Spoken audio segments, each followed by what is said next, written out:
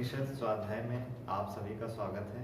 एक भक्त को किस प्रकार से अपने परमात्मा को पुकारना चाहिए, इसी प्रकार हमें किस रूप में उस परम पिता परमात्मा की ओर अपने सतत उद्गार को प्रेषित करना चाहिए। आइए इसका उच्चारण करते हैं एक बार। हिरण्मेन पात्रेण सत्यस्याभितं मुखं तत्त्वं पूषन् पावृणु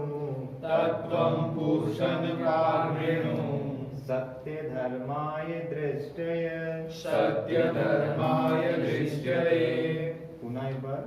हिरण्यमेन पात्रेण सत्यस्याभितं मुखं तत्त्वं पूषन् पावृणु सत्यधर्माय दृष्टये।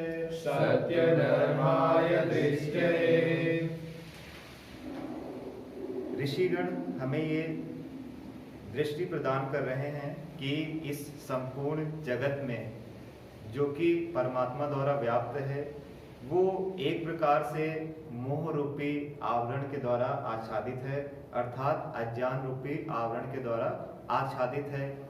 उस साधक की क्या प्रार्थना होनी चाहिए उस परमपिता परमेश्वर से, किस प्रकार से उसको उस दृष्टि को प्राप्त करना है और किस प्रकार से उसको अपने सहृदय भगवान को अंतकाल में उनको प्राप्त करने के लिए किस प्रकार से प्रार्थना की जानी चाहिए, इस विषय की जिज्ञासा पर इस प्रकार से ऋषियों ने हमें दृष्टि प्रदान की है। आइए इसको समझने का प्रयास करते हैं।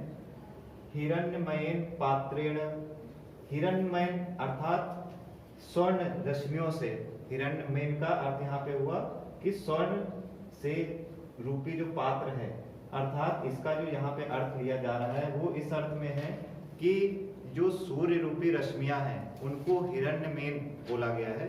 उसके द्वारा, उन रश्मियों के द्वारा, पात्र के द्वारा सत्यस्याभितं मुखम, सत्य रूपी जो वास्तविकता है अर्थात जो सत्य है उसका मुख ढका हुआ है, जो इसका सामान्य अर्थ है, अभी हम उस पर चर्चा कर रहे हैं। आपहितम अर्थात चारों तरफ से घेरा हुआ है। किसने घेरा हुआ है? हिरण्यमेन पात्रेण, जो इस संसार की भौगिक भोग युक्त जो सामग्रियां हैं उन्होंने इस सत्य रूपी ज्ञान को अर्थात सत्य को चारों तरफ से घेरा हुआ है। अंत में बोल रहे हैं कि तत्त्वं पूषन् पावृणु। अब ये प्रार्थना कर रहा है साधक कि तत्त्वं पूषन् पावृणु। तत्त्वं अर्थात हे परमपिता परमात्मा, हे परमपिता परमात्मा, आप पोषण, पोषण का अर्थ होता है पालन पोषण करने वाला, हमारा भरण पोषण करने वाला परमात्मा है। तो उससे प्रार्थना कर रहे हैं कि हे परमात्मा आप आवरणु, आवरण का अर्थ यहाँ पे होगा कि हटा लीजिए, उस आवरण को हटा लीजिए। किस आवरण को?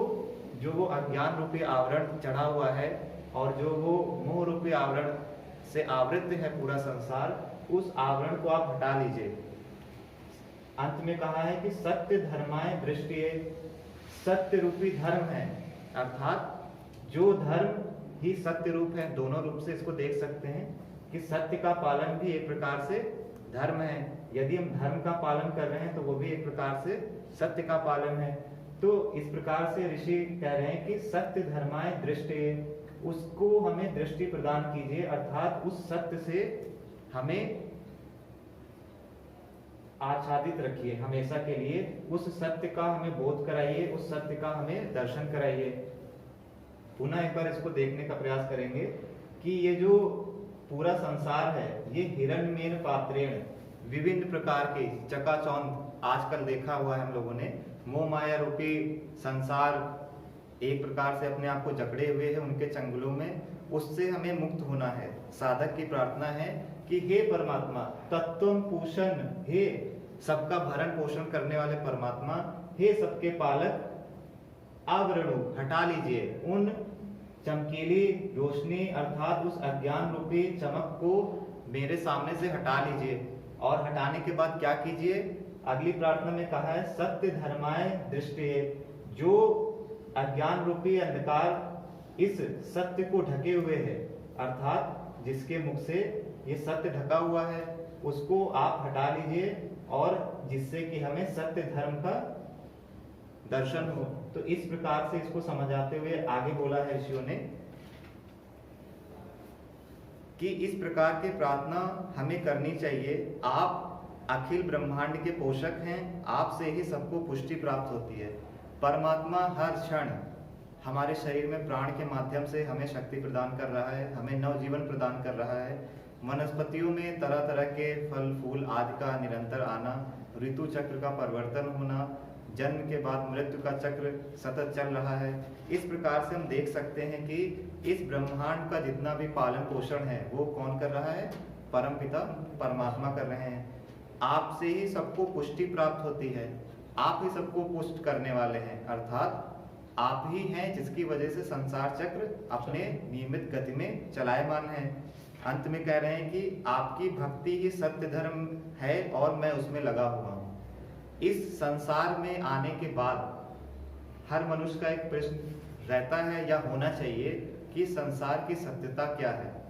उस सत्यता का बोध हमें सतत होता रहे, इसलिए भक्त और अथवा साधक उस परमात्मा से प्रार्थना कर रहे हैं कि आप उस आवरण को, जो अज्ञान रूपी आवरण है इस संसार में, जिसकी वजह से मैं सत्य का दर्शन नहीं कर पा रहा हूँ, उस आवरण को आप हटा लीजिए। तो इस प्रकार की जो प्रार्थना है उसमें आगे बोलते हुए कह रहे हैं कि मैं सत्य धर्म में ही लगा हुआ हूँ, अर्थात मैंने हमेशा आपका अनुसरण किया है। ये एक साधक की प्रार्थना है उस परमेश्वर से, मेरे मनोरथ की पूर्ति आप अवश्य ही करेंगे। श्रद्धा और भक्ति का भाव भी यहाँ पे दर्शाया गया है। आपका जो दिव्य श्रीमुख है, हम लोगों ने पढ़ा है कि जो सूर्य हैं और जो चंद्र हैं उन्हें परमात्मा का नेत्र भी कहा गया है। तो उसी जो चमचमाती हुई जो प्रकाश में जो आभा में सूर्य मंडल की ज्योतिर्मयी यवनिका से आवृत है, अर्थात उस सूर्य रूपी मंडल जो हमारी पृथ्वी को चारों तरफ से घेरे हुए है, उसके माध्यम से वो सत्य रूपी जो दर्शन है, जो वास्तविक सत्य है, उसका हमें बोध नहीं हो पा रहा है। तो उस बोध की प्राप्ति के लिए परमेश्वर से साधक पुनः प्रार्थना कर रहा है कि मैं आपका प्रत्यक्ष दर्शन करना चाहता हूँ।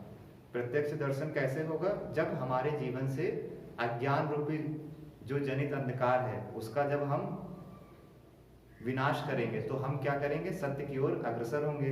तो उस अज्ञान रूपी अंधकार का विनाश करने की प्रार्थना भक्त परमेश्वर से कर रहे हैं।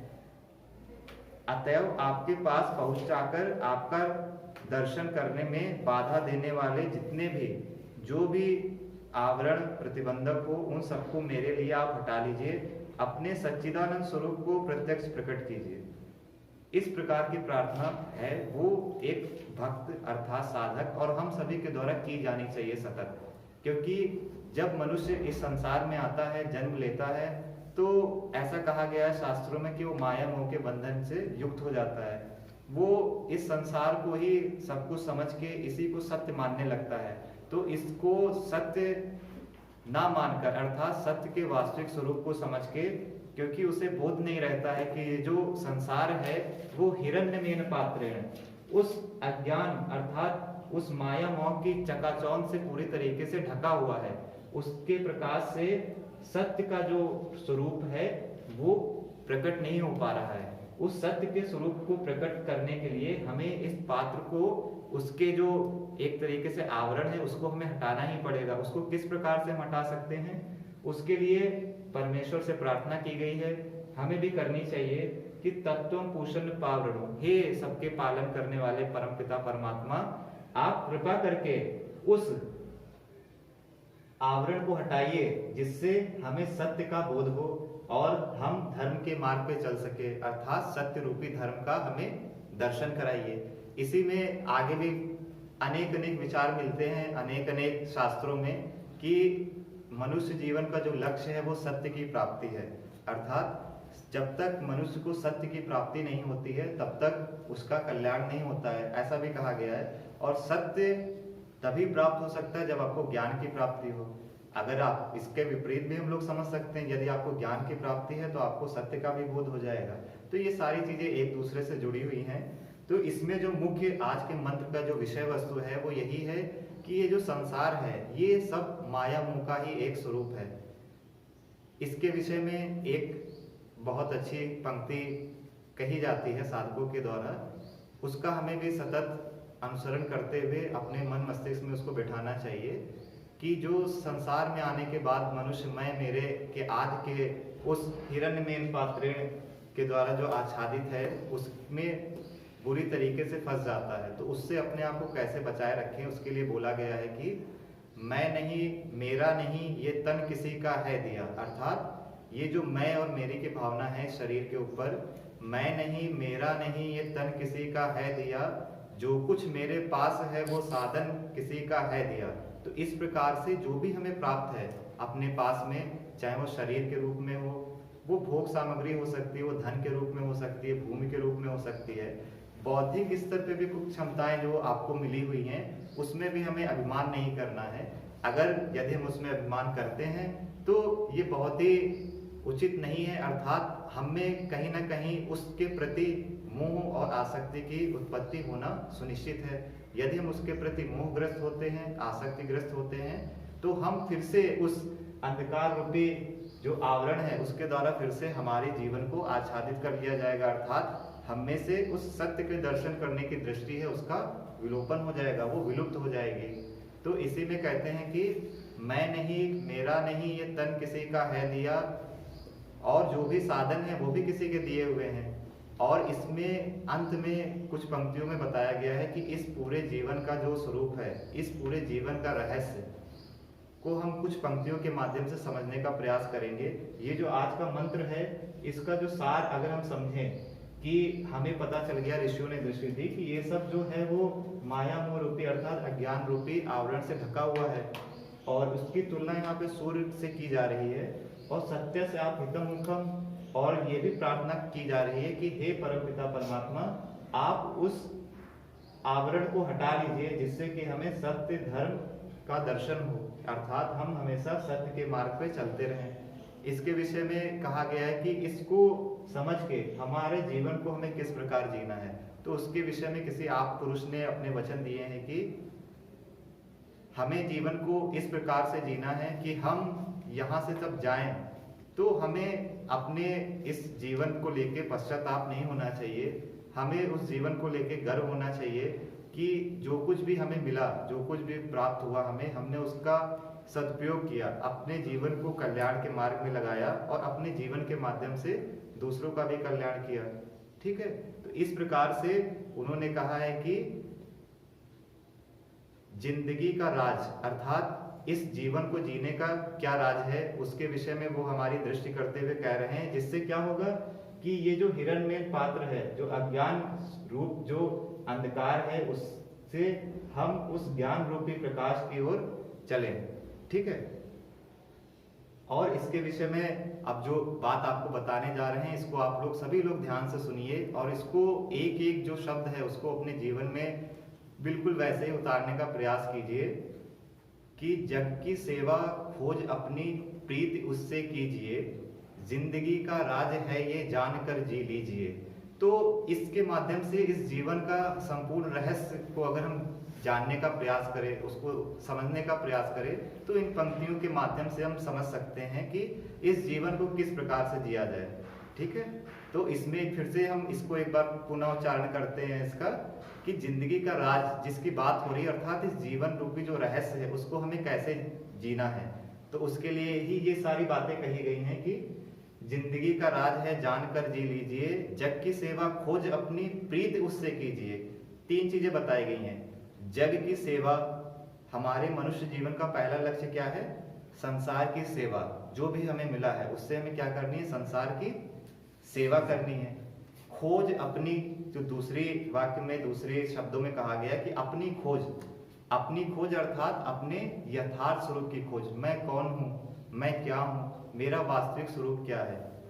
ठीक है, जग की सेवा खोज अपनी प्रीत उससे कीजिए। अब प्रीत की बात बोली गई है, प्रेम की बात बोली गई, अर्थात श्रद्धा भक्ति की बात बोली गई है। उसमें बताया गया है कि तत्वं पूषण पावरणो, किससे प्रीत करनी है? उस परम पिता परमात्मा से प्रीत करनी है, जो कि सबका भरण पोषण करता है, ना चाहते हुए भी सबका भला करने वाला है। तो हमें उससे प्रीत करनी चाहिए, जो कि सतत हमारे साथ है। ना जाने कितने जन्मों से हम उसे भूल गए हैं, लेकिन वो हमेशा हमें कभी नहीं भूला, हमेशा हमारे कल्याण के विषय में प्रयासरत है। तो यज्ञ की सेवा खोज अपनी प्रीत उससे कीजिए, जिंदगी का राज है ये जान के जी लीजिए। तो इस जीवन रूपी जो रत्न हम सबको प्राप्त है, उसको हमें इन माध्यमों से श्रेष्ठ बनाना चाहिए, उसको कल्याण के मार्ग पे ले जाना चाहिए। तो 3 बातें जो आज हमने सीखी इससे, कि जग की सेवा, अपने मैं के यथार्थ स्वरूप का खोज, उसको प्राप्त होना, और तीसरा है उस परम पिता परमेश्वर से अतः निष्ठ श्रद्धा हमें करनी है, उसमें अटूट श्रद्धा और भक्ति का भाव हमें होना चाहिए। ये इस जीवन के मर्म को आप पुरुषों द्वारा समझाया गया है। तो इसी विषय में अब हम थोड़ी सी चर्चा मोह के ऊपर करेंगे कि वास्तव में मोह है क्या। तो उस मोह को समझने के लिए इसमें बोला गया है कि मोह रूपी पात्र से, अर्थात जो मोह रूपी किरणें हैं वो मनुष्य को जकड़े हुए हैं। वो मोह किस किस प्रकार के हो सकते हैं, उसके विषय में हम लोग कुछ चर्चा करते हैं। तो उसमें बताया गया है कि मोह के भी कई प्रकार होते हैं, मोह के भी कई प्रकार होते हैं। उनमें से 3 प्रकार के मोह मुख्य हैं। पहला है विचार मोह, दूसरा है आपका चेष्टा मोह, और तीसरा है वेदना मोह। विचार मोह क्या है? विचार वो यही है कि हम मैं के साथ किसी भी चीज को जोड़ के देख लेते हैं अपने वैचारिक स्थिति पे, कि मैं यह हूँ, मैं शरीर हूँ, मैं भवन हूँ, मैं भूमि हूँ, मैं पिता हूँ, मैं माता हूँ, मैं पुत्र हूँ, इत्यादि इत्यादि। अर्थात कि मैं का जो वैचारिक स्थिति पे किसी भी पदार्थ वस्तु के साथ जो उसके साथ में एक प्रकार से जोड़ना हुआ, वो आपका हो गया वैचारिक मोह, अर्थात विचार मोह। दूसरा है चेष्टा मोह। अब जब हम वैचारिक स्तर पे किसी वस्तु व्यक्ति से जुड़ जाते हैं, तो उसके प्रति या उससे प्रेरित होकर किसी भी रूप में हम चेष्टा युक्त होते हैं, अर्थात हमें क्रिया मन होता है, हमें क्रियाशीलता आती है। हम कुछ उस मोह के वश में, उस विचार मोह में फंस के उसके प्रति क्रिया करने के लिए उत्कृष्ट होते हैं, अर्थात उस ओर अग्रसर होते हैं। तो वो हो गया हमारा चेष्टा मोह। किसी भी कर्म को करने के लिए मोह से ग्रस्त होके, तो हमारी चेष्टा मोह कहलाता है। तीसरा है वेदना मोह। ये अंतिम और बहुत ही समझने के लिए अच्छा है कि इसमें बताया गया है कि चित्त की एक ऐसी अवस्था होती है जो ठीक से सुख दुख हित अहित का आकलन नहीं कर पाती, इसी का नाम वेदना मोह है। अर्थात चित्त की वह स्थिति जो ठीक से सुख दुख हित अहित का आकलन नहीं कर पाती, अर्थात जो वास्तविक सुख है उसको दुख रूप में देखती है, और जो वास्तविक दुख है उसमें वो सुख का दर्शन करती है। इसी प्रकार से जो वास्तविक सुख दुख को समझने में असमर्थ है, ऐसी अवस्था को ही वेदना मोह कहा गया है। तो ये जो 3 प्रकार के मोह हैं हमारे, पहला है विचार मोह, दूसरा है चेष्टा मोह, और तीसरा है वेदना मोह। तो इन 3 प्रकार के मोह से वो परमात्मा हमारी रक्षा करे, इसी प्रकार की भावना इस मंत्र के माध्यम से ऋषियों ने हम भक्तों को, हम साधकों को प्रार्थना के रूप में स्वीकार करने की बात कही है। अंत में कहते हैं कि समस्त मोह ही अज्ञान व अंधकार का रूप है। हम यहाँ पे प्रार्थना कर रहे हैं परमेश्वर से कि हिरण्यमेन पात्रेण, अर्थात जो अज्ञान रूपी आवरण ढका हुआ है उसका मूल क्या है? उसका मूल ये मोह ही है। तो मोह के माध्यम से ही अज्ञान व अंधकार जनित होता है, अर्थात उसका जन्म होता है। सृष्टि के उषा काल में ही वैदिक ऋषियों ने अज्ञान अंधकार के परिणाम स्वरूप प्राप्त होने वाले महादुख को अपने दीर्घ दृष्टि से देख लिया था। उन्होंने अपनी सूक्ष्म दृष्टि से इन समस्त मोह और मोह के द्वारा उत्पन्न जो अंधकार है, जो अप्रकाश है, अर्थात जो अज्ञान है, उसको देख के ही उन्होंने इस महादुख को, अर्थात इस माया मोह रूपी इस जो प्रकाश युक्त, मोह के प्रकाश से जो युक्त ये आवरण ढका हुआ है, जिससे संपूर्ण संसार आवृत है, उसको देख के, उसके तत्व को समझ के ही अपने हृदय की गहराइयों से प्रार्थना को उन्होंने कहना शुरू किया, अर्थात उनके हृदय से प्रार्थना का उद्गार हुआ। हम लोग प्रतिदिन इस प्रार्थना को करते हैं अपने जीवन में, कई बार हमने इसको किया है। उसके विषय में बोलते हैं ऋषि, क्या प्रार्थना है। इस प्रार्थना का एक एक शब्द हमें समझना चाहिए, अपने जीवन में उतारना चाहिए। इसमें बहुत ही प्रचलित प्रार्थना है कि ओम अस्तु मां सद्गमय, अर्थात हे परमात्मा हमें असत्य से सत्य की ओर ले चलिए। ओम तमसो मां ज्योतिर्गमय, अर्थात अंधकार से प्रकाश की ओर ले चलिए। जो वास्तविक अंधकार अर्थात जो मोह रूपी अंधकार इस संसार को जकड़ रखा है जिसने, उससे हमें उस ज्ञान रूपी प्रकाश की ओर ले चलिए। मृत्युर्मा अमृतम गमय, ये संसार में प्रतिक्षण ये मृत्यु को प्राप्त हो रहा है, किसी ना किसी रूप में विनाश को प्राप्त हो रहा है। तो इस प्रकार से हमें उस सत्य का दर्शन करा के, हमें उस मृत्यु के चंगुल से छुड़ा के, उस मृत्यु के सही स्वरूप का हमें बोध कराइए, उस अपने शाश्वत जीवन का अर्थात अमृतत्व का बोध कराइए। तो ऐसी दिव्य प्रार्थना, ऐसी शाश्वत प्रार्थना ऋषियों ने की है अपने जीवन के कल्याण के लिए, इस मानवता के कल्याण के लिए और संपूर्ण विश्व के समस्त जीव जंतुओं के कल्याण के लिए। तो आइए हम सब इस मंत्र का जो अभिप्राय है उसको समझ के अपने जीवन को श्रेष्ठता की ओर ले जाएं, और इस अज्ञान रूपी जो आवरण हमारे जीवन को उत्कृष्ट नहीं बनने दे रहा, उसे सत्य की तरफ ले जाने में बाधा उत्पन्न कर रहा है, उसका हम लोग विच्छेदन करके उस ऋषियों के मार्ग पे चलते हुए उस ज्ञान रूपी प्रकाश को प्राप्त करें। इसी के साथ इस कक्षा में इतना ही, शेष चर्चा अगली कक्षा में। ओम शांति शांति।